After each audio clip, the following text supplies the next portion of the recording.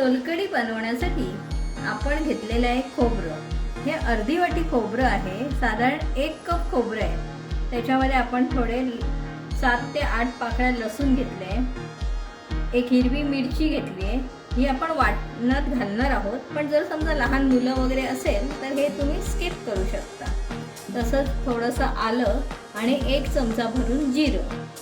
तसंच हे कोकमाचा आगळ आहे. ह्याच्यामध्ये साखर वगैरे नसते, हे आंबट असतं. ह्याची नुसत्या आगळची पण तुम्ही कढी बनवू शकता. तसंच ही कोकमं आहे, ती याला सोलं पण म्हणतात. तर ही कोकमं आहे ती मी पाण्यामध्ये भिजत घातलेली. कोमट पाण्यात थोडा वेळ भिजत घातली की त्या कढीला चांगला रंग येतो. सजावटीसाठी आपण घेणार आहे कोथिंबीर, तिरफळ ही सुद्धा कढीमध्ये घालतात आणि त्याच्यामुळे कढीला एक स्वाद तर येतोच, पण पोटासाठी पण अतिशय थंड असतात. तसंच थोडी साखर घालणार आहे आणि आपण चवीप्रमाणे मीठ घालणार आहे. आपण कोमट पाणी घेतलेलं आहे. हे पाणी आपण हे सगळं खोबरं आहे वाटण्यासाठी आपण घेणार आहे.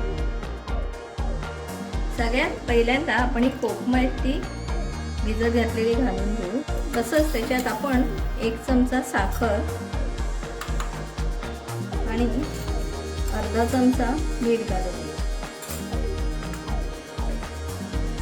आणि हे जे कलरसाठी म्हणून आपण हे आगळ घालू, पण हे ऑप्शनल आहे. तुम्ही हवं तर घालू शकता किंवा नाही घालू शकता. नुसत्या आगळाची पण तुम्ही कढी बनवू शकता.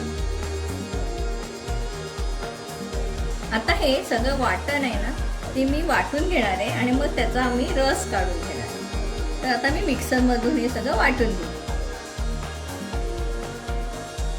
हे जे खोबरं होतं ना, हे आपण मिक्सरमधून वाटून घेतलंय. ह्याचा आपण आता रस काढून घेऊ.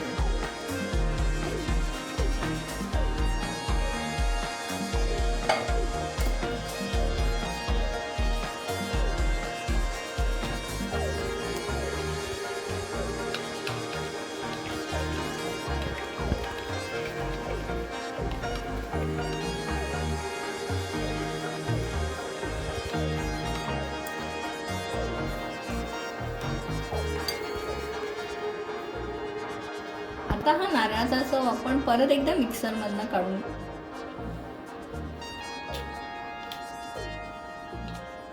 त्याच्यात आपण गरम कोमट पाणी आहे ना, हे घालून परत वाटून घेणार आहे.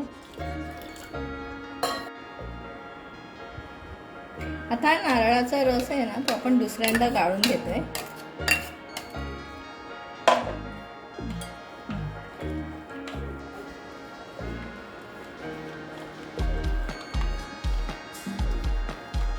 मिक्सरमध्ये टाकून आता हा मी परत वाटून घेणार आहे. आता ही जी तिरफळं आपण भिजत घातली होती ती आपण आता शेवटच्या वाटणाच्या वेळी घालणार आहे आतमध्ये.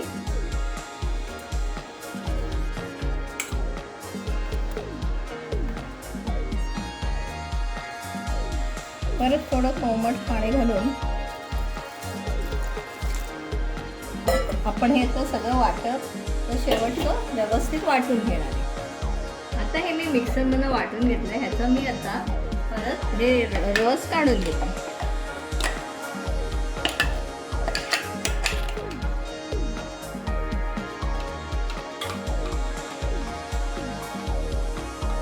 आता आपली कोकम कढी रेडी झालेली. आता ही मी जरा गाळून घेते, म्हणजे ह्याच्यामध्ये काही नारळाचे काही कण किंवा काही राहिलं असेल तर ते पिताना घशाला लागणार नाही आणि कोकम पण आपली आहे ती बाजूला नाही.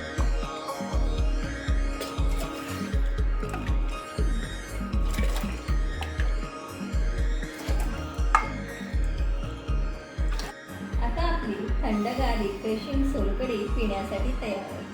चवीला तरी अतिशय रुचकर लागते किंवा ही पित्तनाशक आणि पाचक असल्याने कोकणात रोजच्या जेवणात हिचा समावेश असतो.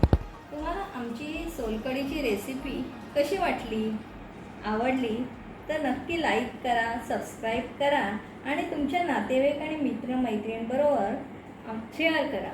लवकरच भेटू अशाच एका नवीन रेसिपीसह.